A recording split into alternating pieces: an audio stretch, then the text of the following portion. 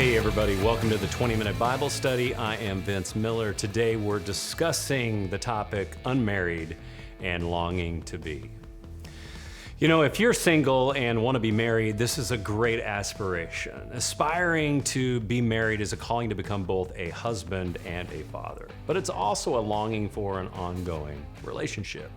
You know, even Adam, the first man, wanted a relationship, and God saw that it was good for him not to be alone. Therefore, God created woman.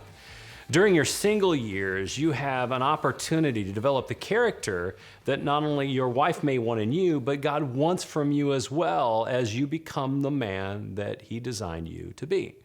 I know many men who wish they would have taken a little bit more time before marriage to prepare so that they could handle the challenges of marriage with greater success. And even though marriage refines us as men, it's essential in your singleness not to miss the present opportunities for growth and change that increase your potential for a successful long-term commitment and relationship. Here are 4 things to consider in your singleness. Number 1, self-leadership. You know, all men need to learn self-leadership. Discovering the value of self-leadership as a single man is a great asset. And by the way, women love it. A man who cannot lead himself is destined for relational issues in other parts of life. Self-leadership is an intentional exercise, though. It touches many aspects of a man's life. Timeliness, for example, responsibility, conflict, self-care. Grooming, for example, building healthy relationships, avoiding unhealthy ones, setting priorities, and self-leadership involves organizing our life around priorities and values that lead to purposeful action rather than leaving each moment to happenstance. Number 2, determine your values and grow in them. You know, if you haven't taken the time to articulate your own personal values, you really need to.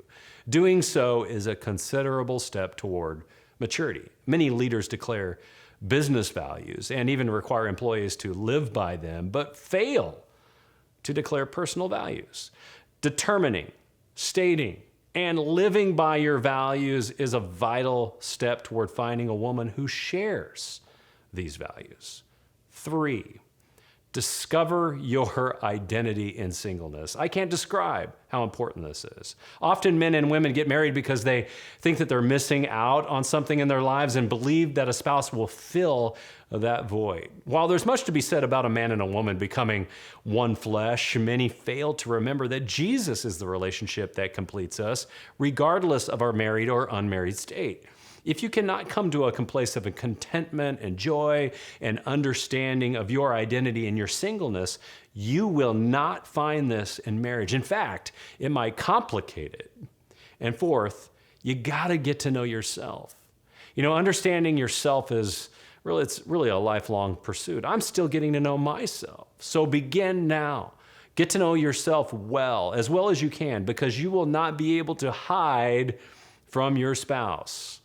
And with that, guys, when we return, we're going to be joined by a very special guest and a personal good friend who will help us to dig out some of these topics a little bit more. Get your day started right. Sign up for the Men's Daily Devotional at mensdevo.org. That's mensdevo.org. They're short, sweet, and to the point. Read them and share them with the men you know. And get into God's Word daily.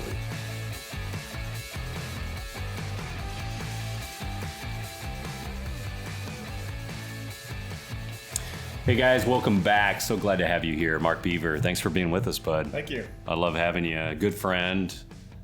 We've had great conversations over the years, haven't we? Some good ones. So now the topic on this one, unmarried and longing to be, the reason why I had you here is because you've recently been married, right? How long have you been married now? A little over a year and a half. And you already have a child. We do. Man, that was fast, guys. That's super fast. I'm so proud of you. The reason why I asked you is it's still kind of fresh. Your singleness is still kind of fresh. It probably feels like a distant memory now, right?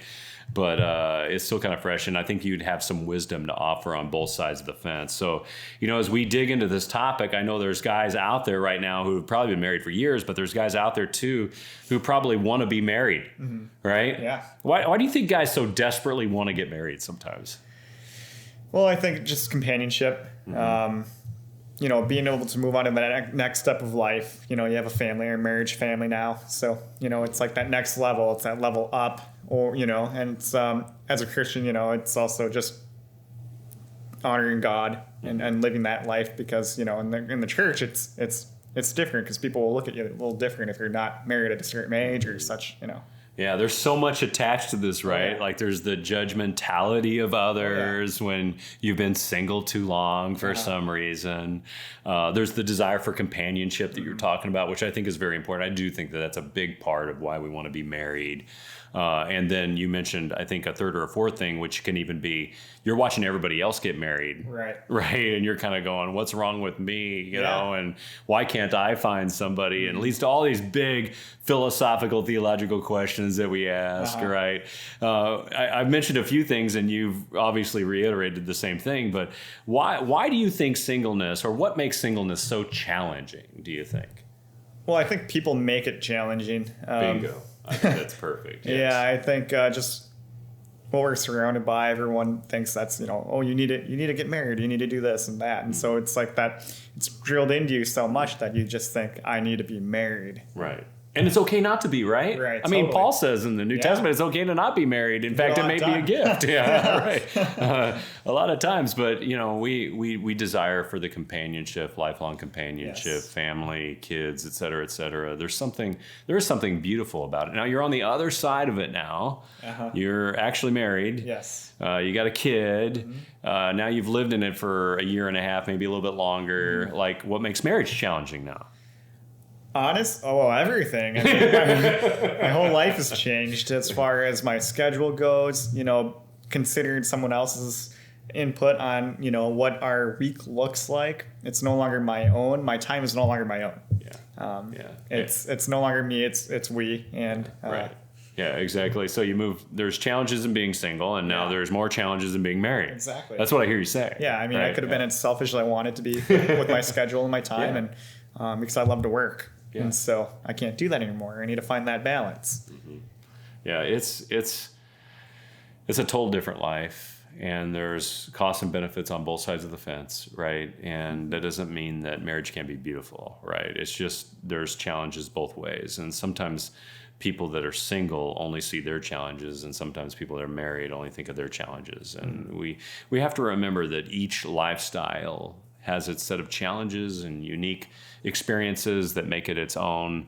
One's not more challenging than the other necessarily, but that can be debated, right? So, but I love this proverb, and I want to read it because I think it's really the core of our text today, and it gets after something I think that's very important. I'm going to read it, and I just want you to respond to it. So it's Proverbs 19, verse 14.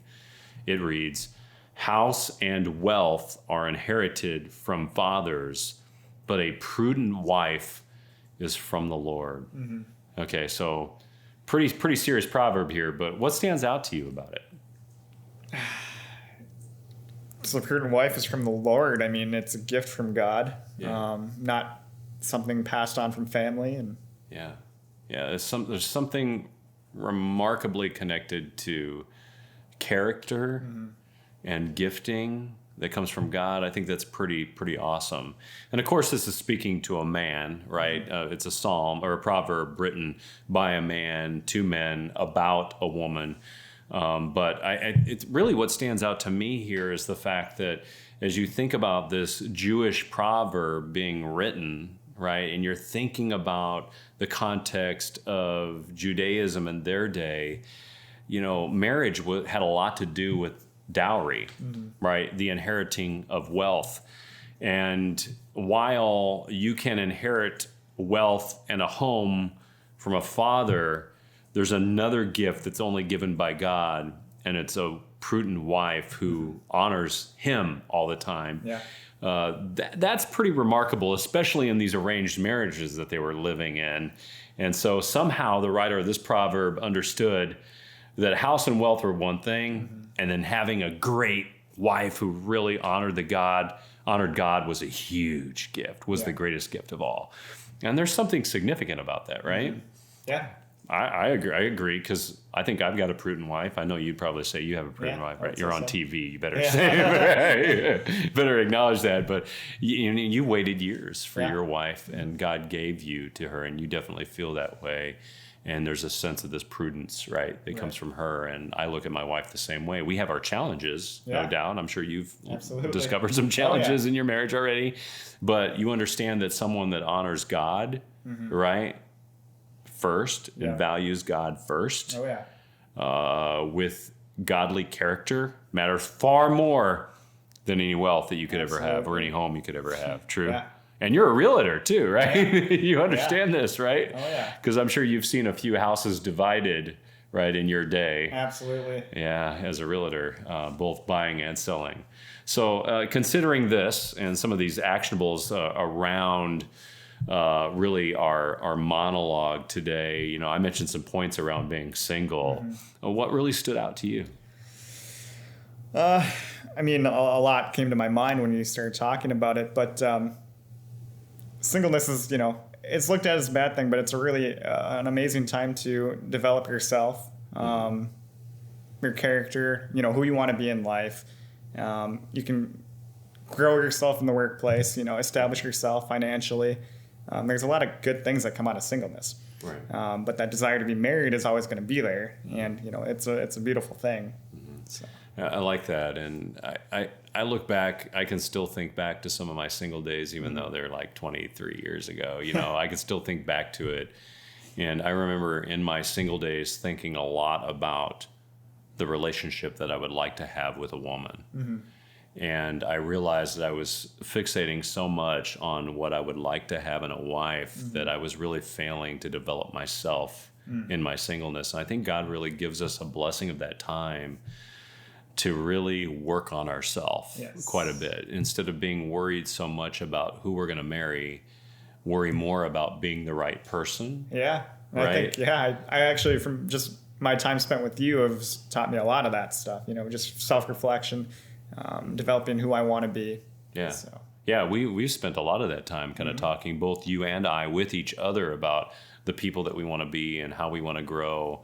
It does help us when we know ourselves better, and we're living, rather than being so fixated on something in the future that we don't yet have, fixating ourselves on the present, living in the present, and being the right person, right, is probably a better spend of our time anyway, because God's working out these other things. And then one day we realize that as we're living life and we're running through life and we're being the right man, the right woman comes along and she's running alongside with us. And it's a pretty powerful moment to look up and go, while I'm being the right guy, here's the right woman for me. Is that kind of how it happened for you? Yeah, it is. And, I didn't expect it to happen like that. But Yeah, it does. And you're kind of going, well, she wants to marry the right guy and I want to marry the right woman. So, man, this works out. It's kind of natural. And that's kind of how I felt with my wife. It's like we're just running life along, and she came along, and it was just kind of a beautiful, natural, almost intuitive, serendipitous kind of moment. It just kind of happened, and it was,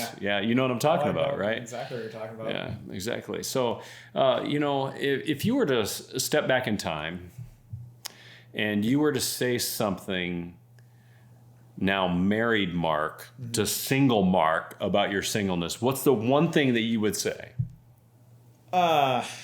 Just be flexible with change. Know that it's coming. If you end up getting married, you can't be selfish anymore. So everything changes. It's not just you. Yeah. So really focus on what life could look like or would look like with somebody else, and have to consider someone else in the fold. Do you think you would say to yourself something even stronger than that? Would you say, man, you're really a selfish person back here? Yeah, would you say that? Yeah, definitely. I would say that. And I'm not assuming that every single person is selfish. I'm just saying that with perspective, it sounds like you would look back and say to yourself, don't be so self-centered. Yes. Yeah. That's kind of hard to say that, isn't it? It is. Because I don't consider myself to be a selfish person. Yeah, you're very generous, Yeah. very loving, kind, compassionate person. Yeah. But, you know, in my single life, it was, I can focus on building my business, you know, and now that I have a family, it's like, yeah, I can continue to build my business, but it can't take supremacy over my family. Yeah. It's altered your priorities. Yes, It's yes, altered the way that you yes. look at life. It's altered your values. It sounds like it's still altering that, and you're probably thinking about that. So I think that's good. I think it's probably really good for the guys that are out there that are single to hear a recently married guy say, hey, I'm looking back. And, you know, the funny thing is I would look back and almost say something pretty identical to what you said is I think that if I was to look back now, though, with a lot of maturity and a lot of years of marriage, I would say, you know, take your time, spend time praying for the right person to come along, and be the right guy all the time. And if you just focus on being the right guy all the time, then the right woman, you'll probably trip right over her, to be quite honest. She'll be right in front of you. You know? It's like, she'll be right in front of you. So, okay, so now I want to ask you another kind of probing question, but it's a little bit simpler. What would you tell single guys out there to do to prepare for marriage? What would you tell them to do? Give us a couple of pieces of advice. I would say work on yourself, you know, find out what your values actually are. What do you really believe? Work on building yourself and your business and your work, you know, whatever career field you're in, your occupation. Work on that. But also, you know, use this time because you really get this time to serve the Lord. And, you know, that's one thing that's changed a lot since being married. It's like, you know, your serving time at church or volunteer stuff, you know, with your schedule, it's going to change. Things change. Yeah. You don't get to do that as much. And, you know, it's really a good time to, you know, do what Paul says. And, yeah, exactly. And I'm only going to add one small thought to it, and it's not wrong that you forgot it. It just, I think, makes it a little bit, adds to it. It's pray for the prudent wife. Oh, absolutely. You know, absolutely. like, I think you're totally right about, number one, you know, focus on developing yourself, you know, take time to serve, get to know yourself, build your career, definitely. And then along the way, pray for the wife of your future. Like, pray for a prudent wife, because you may have houses and wealth. Right. But do you want a prudent wife who is willing to serve the Lord? Well, guys, thanks for being with us again. Mark, thanks for being with me. I love having you. And I would encourage you guys to be thinking about that. If you are currently in singleness where you're thinking about the future, pray for that prudent wife. And remember, be the right guy all the time, and the right woman will eventually come along for you, right? Yeah, it will. And so, guys, thanks for being with us. Remember, live life all in, and we'll see you right back here next time.